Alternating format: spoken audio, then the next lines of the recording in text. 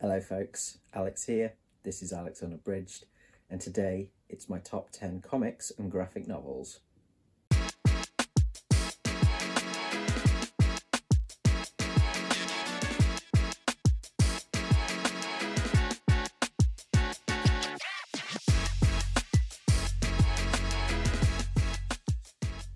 So welcome back to the channel if that is the case. Yes, another top 10 comics and graphic novels today. I'm quite new to comics. I only really got into comics and graphic novels properly back in probably 2019. I'd read some bits before that, but my real kind of, sort of consistent reading and, kind of devouring of comics kind of started after Endgame came out at the cinema, Avengers Endgame. I'd got into Marvel stuff through the films, and that kind of phase ended, and I needed something to fill the void. So I decided to try some of the comics, and yeah, kind of got hooked on some superhero stuff, and then kind of really got into some of the more indie stuff. So my experience with comics is very limited, I would say. And so this list will probably be the one out of all of my top 10s that changes the most and the quickest, because I'm still kind of catching up a lot of comics that have been out for a long time. And I've read, quite a lot of different series, but I've not finished a lot of different series. And so I'm kind of restricting the stuff on here to stuff where it's either a standalone graphic novel or it's a series or a run that I've finished, basically. There's one on here which I haven't quite finished, but I'm so close to the end of it and I love it so much that it's gone into this list. So let's crack on then with the top 10. So in at number 10 is 1602 by Neil Gaiman and Andy Kubert. This is a Marvel comic, of course, and this one was a surprise to me.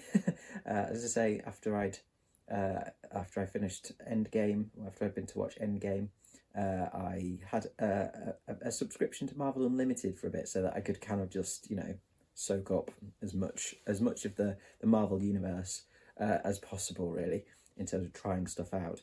And this was one I stumbled upon, largely because I'd read, I think, The Eternals by Neil Gaiman. I'd seen that one, I'd read that, looked for more Neil Gaiman stuff, and came across 1602. And yeah, this is, superheroes, but set in the time of Queen Elizabeth I. And I just thought, well, that's random. And it's Neil Gaiman. So, and I really liked the cover art as well. I really liked the kind of the scratch board kind of style of the cover art for quite a few of the covers. Yeah, I thought, yeah, we'll give that a go then. And I loved it. I found it was charming. I found it charming.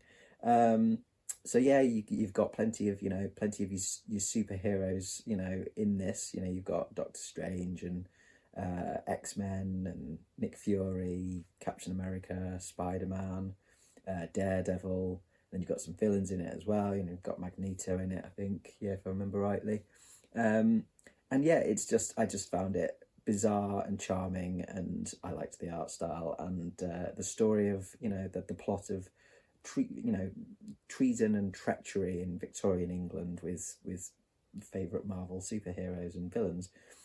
So yes, I don't know how popular this is with everyone else. I don't see it talked about much. I may be an anomaly. I don't know. But yeah, I loved this. And it was, something quite different to some of the other Marvel superhero comics that I'd come across. So yes, that's number 10, 1602. In at number 9, staying with Marvel for now, and that is with Thor: God of Thunder, the run by Jason Aaron, and specifically the one that got me into that, which is of course the first one, the first arc, if you like, which is the Gore the God Butcher, the introduction of Gore the God Butcher, and yeah, I really enjoyed that that plot line. And I enjoyed the three Thors, because this is Thors from past, present, and future, uniting. They have to unite to unravel this mystery of Gore the God Butcher, and kind of save the world. Essentially, they have to unite together. So yes, that's the first volume of that.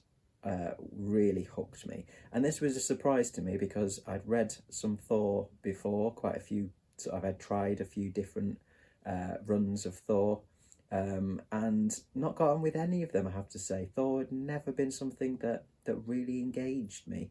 It's just not. He's just not my my cup of tea. Really, from what I'd read before. So the fact that this was one that I, kind of immediately kind of went, oh yeah, I like this. And I think I got this out of my local library. It was just sat there, and I thought, well, I'll give it a go. Not paying for it, and thought, yeah, have a crack at it, and was really pleasantly surprised by it. So yes, and I went on and I've read the rest of Jason Aaron's run on that, which I've enjoyed pretty much all of. Not necessarily as much as that kind of first one. Although I did enjoy the Jane Foster Thor part of that run very much so.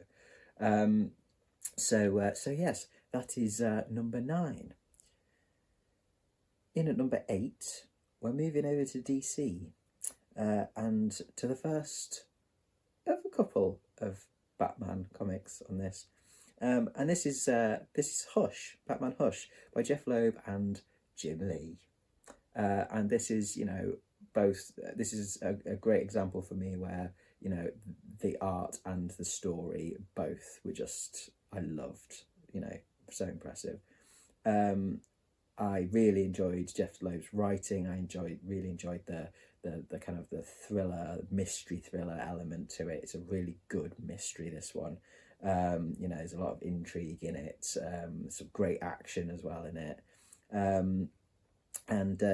This is one where Batman's out to discover the identity of someone very mysterious who's using some of the the great villains, Batman's great villains like Joker, Riddler, Ra's al Ghul,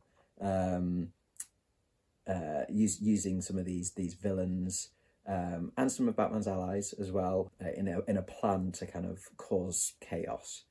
And yeah, I loved the mystery side of it. It was a really good one for that. But Jim Lee's artwork, it's Jim Lee's pencils, and I think I love Jim Lee's work absolutely.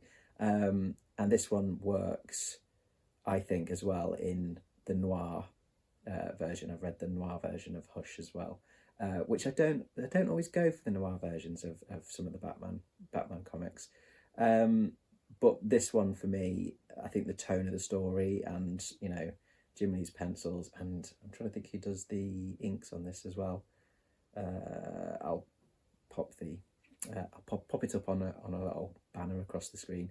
But yeah, I felt that one really worked as a noir version. So yes, this is my number 8, Batman Hush. So in at number 7, I'm sticking with DC, but we're going for something very different, and that is Exit Stage Left, the Snagglepuss Chronicles, by Mark Russell and Mike Feehan.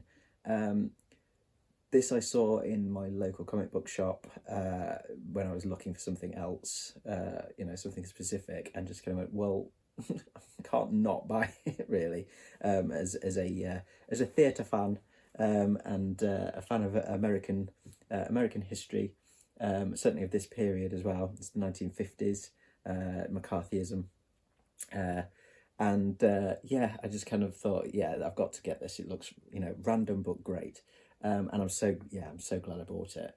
So this uses the Hanna-Barbera universe cartoon character of Snagglepuss.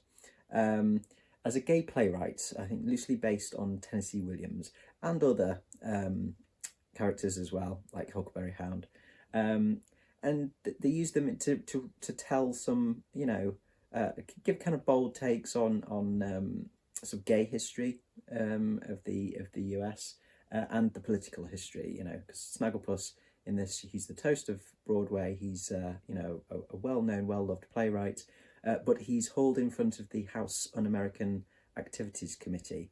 They want to kind of get him for communism. They can't make that charge stick, so they go after him and others for being subversive. And yeah, it's beautifully done. It's poignant. It's very sad. It's quite, you know, it's quite dark in parts. It's funny. I mean, the artwork in this is beautiful. Pick a page. This scene, you've got Snagglepuss taking Huckleberry Hound to the Stonewall Inn, which I think is wonderful, and it's just the colour work in this is fantastic. It's so vibrant and bright, and the characters, despite a lot of them being animals, cartoon characters, there's a real, I think, humanity to this. And yeah, I just was glued to it. Basically, it's one that I will go back and reread. You know, I have reread and will reread in the future as well. I just was I was charmed by this, very much so. And I do need to read the Flintstones in the same sort of series. But yes, really well told story and beautiful artwork. So that is my pick for number 7. In at number 6, I'm back with Batman and other members of the Justice League.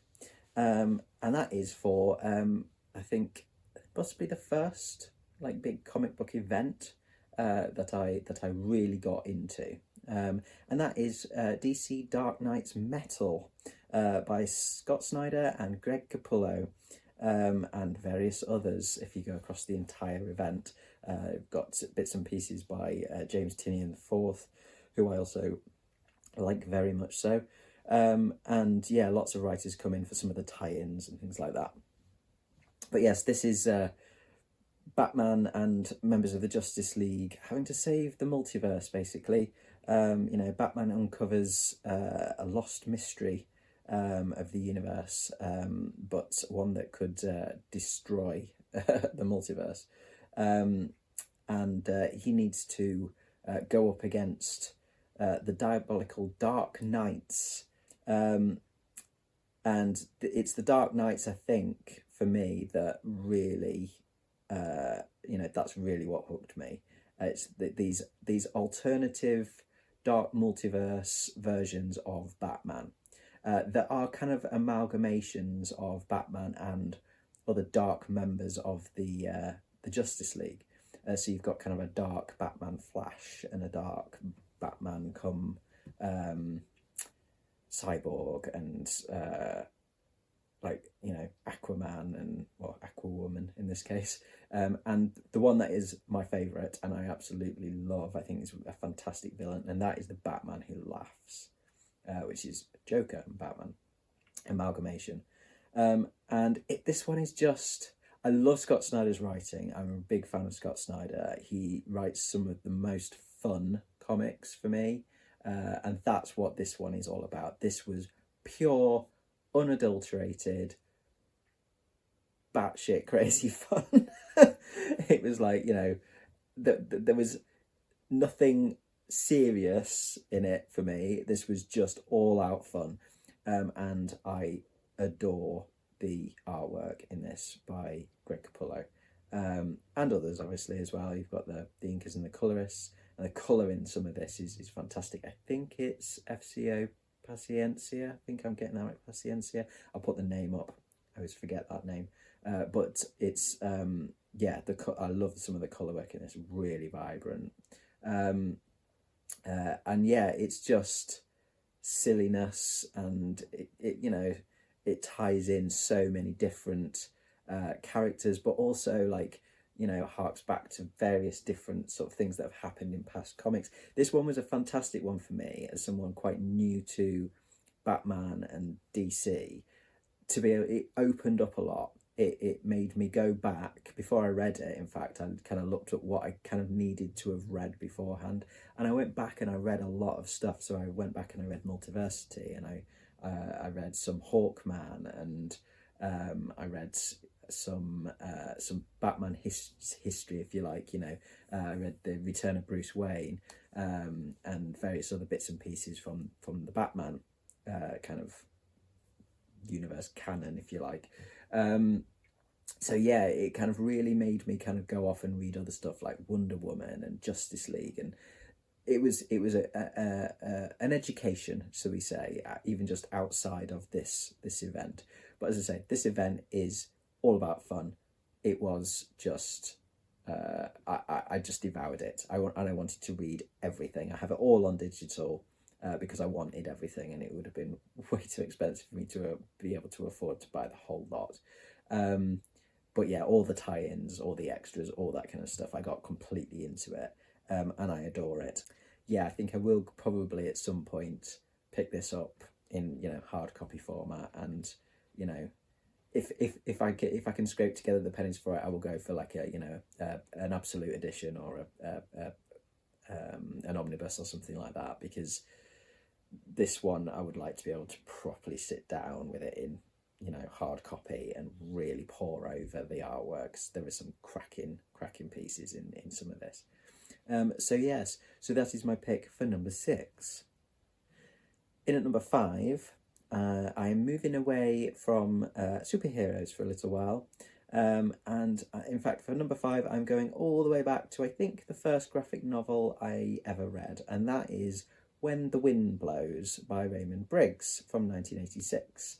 I read this at school when we were in English class, when we were looking at a few different pieces that were kind of on the subject of nuclear war. So this, and Zen for Zechariah was another one.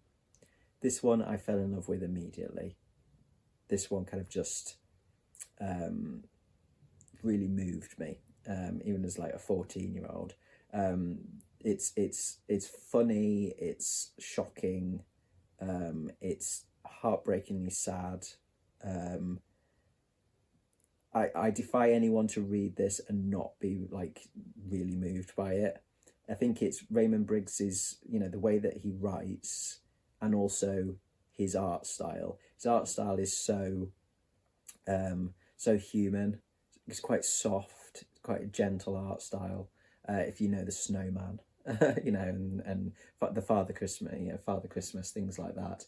That's Raymond Briggs. So you've got that kind of really soft, warm art style. But you're talking about really difficult subjects. This is about an elderly couple who are trying to prepare for nuclear war, trying to sort of do all the things that they've been told by the authorities, essentially, to try and keep themselves safe. And of course, they're not going to be able to keep themselves safe, and they don't. And it looks at what happens in the event of nuclear war and with radiation sickness, and it is just it's such a moving story. And this was, I think, this one particularly was my first kind of first knowledge that I gleaned of nuclear war and radiation and all that kind of stuff at 14. We're talking 1995, maybe something like that, 94, 95 when I read this. So the Cold War was over, in terms of the Berlin Wall had fallen, and we were into a new period of kind of relations between the West and Russia, and this was kind of the first real knowledge I had of kind of that kind of fear, I think, that previous generations had, like my parents had had. And so yeah, it was eye-opening to me, and it's something that I've never really forgotten about how it made me feel. And so in that respect, that's why I think I love it so much, and that is why it is on this list at number 5. In at number 4, I've got another standalone graphic novel, and that is Americana by Luke Healy.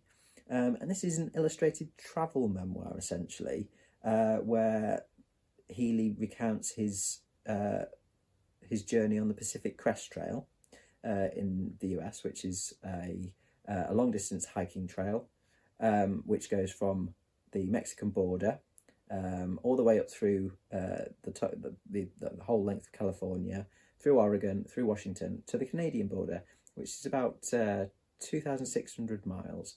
It's a trail that I would love to have hiked in younger days.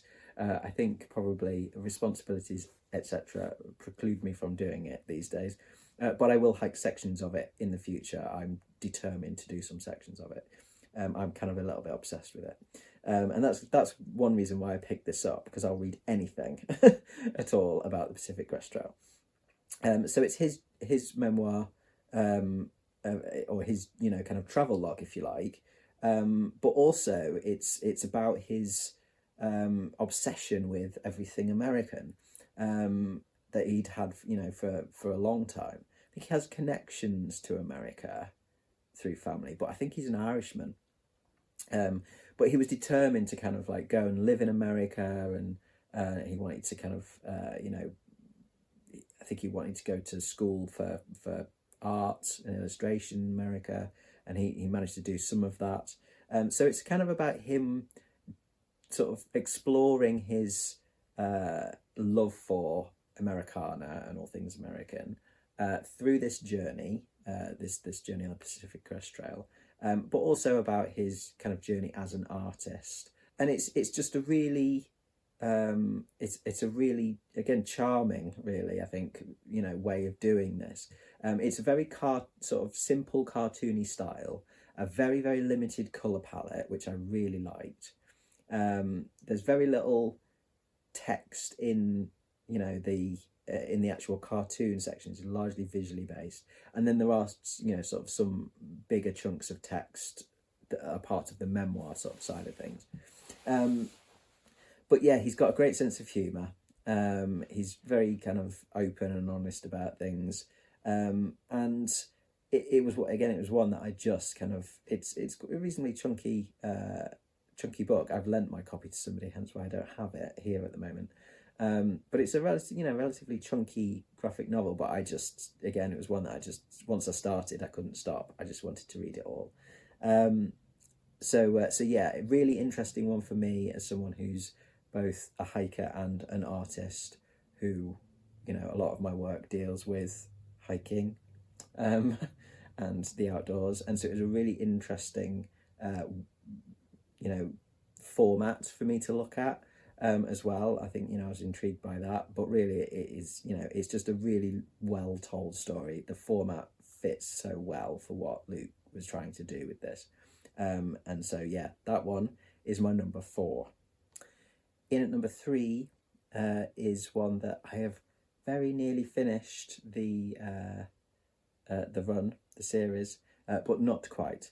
But unless they seriously screw it up at the end, then this ain't going anywhere, because I loved this.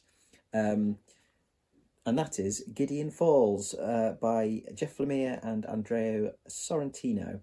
This is a horror comic. And this is volume 1 that I have here. This is kind of the mystery of the Black Barn is introduced into this, the legend of the Black Barn, which is this strange building, an otherworldly building that seems to have kind of appeared and disappeared and reappeared at various points through history. And whenever it does, it brings kind of death and madness with it. And it's the happenings with this barn, it sort of entwine the lives of two different men. Yeah, it's extremely mysterious. I don't want to say too much about it anyway, because it is one of those where, I really, I picked it up on a whim, really. Because I kind of like the sound of the premise, and it was one where I was hooked because I wanted to know what happened next. What I love the story of this. I think it's great, and I do like Jeff Lemire's stuff generally anyway. But I think what really captured me with this is the artwork in this. I've got a couple of pages just to show you. It's I don't usually go for the sort of stuff where you've got this kind of very blocky shadow work, but in this, I love it. It's just the kind of the griminess of it, the color palette of this, and the kind of there's like a wood texture in a lot of it, like a wood grain texture. It almost like it's kind of printed onto wood. It's very scratchy, the art style, and it just fits really well with the tone of the piece. It's quite there's some great layouts in it. It's kind of it's quite mind bending, the story, and there are some just fantastic layouts in it. Even multi panel layouts. Stuff like this. I love this. It's just it's not. It wasn't like anything that I'd seen really before.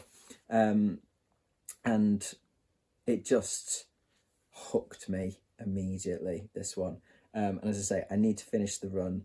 This is because I'm only buying this in hard copy. So this is about, kind of when I got some pennies, I'll buy some. In fact, I am going to buy the last volume that I need, probably next week.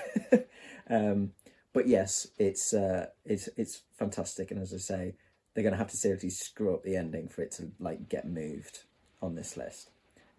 So if you like horror comics and you haven't read it, like some mysterious stuff, I thoroughly recommend this. I have bought this volume particularly for a couple of folks who hadn't, a couple of friends who hadn't read it, to kind of get them started on it, and they've reported back that they've both really enjoyed it as well. So that's always nice. But yeah, thoroughly recommend this one. I absolutely adore it. So in at number 2. Back with Batman, and that is for the Court of Owls saga by Scott Snyder and Greg Capullo again. I say the Court of Owls saga because that's obviously the beginning. That is the beginning of their run, and that's what got me started. But I love the entire run of this. There are some absolutely fantastic arcs in this. I love this. But I've got to give a shout out to the Joker stuff that's in that run, in Death of the Family and Endgame, and Year Zero and Bloom. I loved the design for Bloom, the artwork for Bloom. There's some fantastic stuff, and it's all super duper fun stuff as well. Again, it's Snyder and Capullo. But yeah, Court of Owls I loved.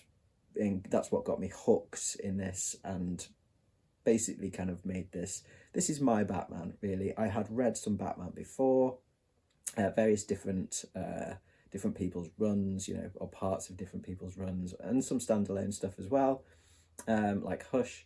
But this was the one that kind of really just got me hooked on a whole sort of series of stuff, a whole run, and kind of really got me into like following what Scott Snyder was doing. And yeah, it's a great mystery.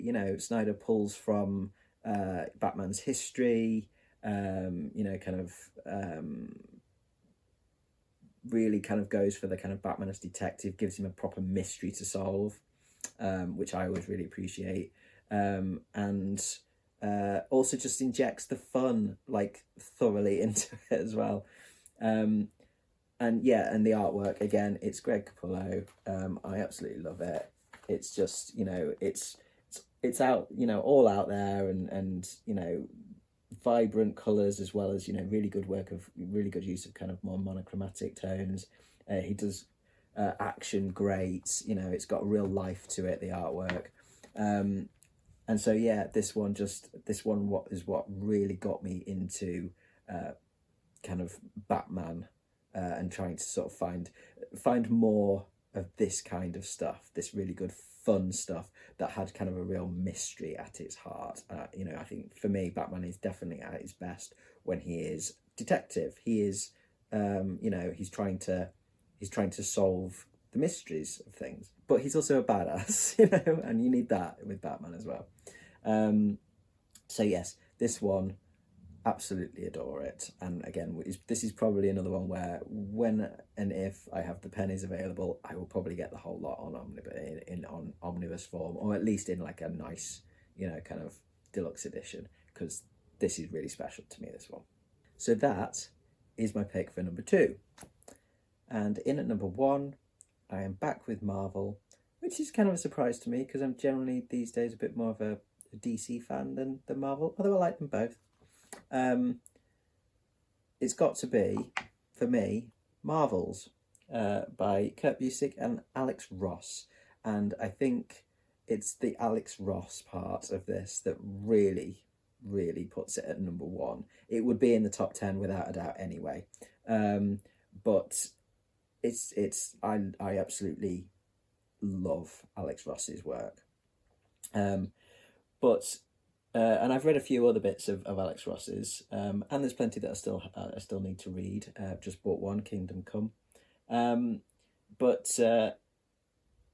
yeah, this is the way the story is told. I think with this that I love. This is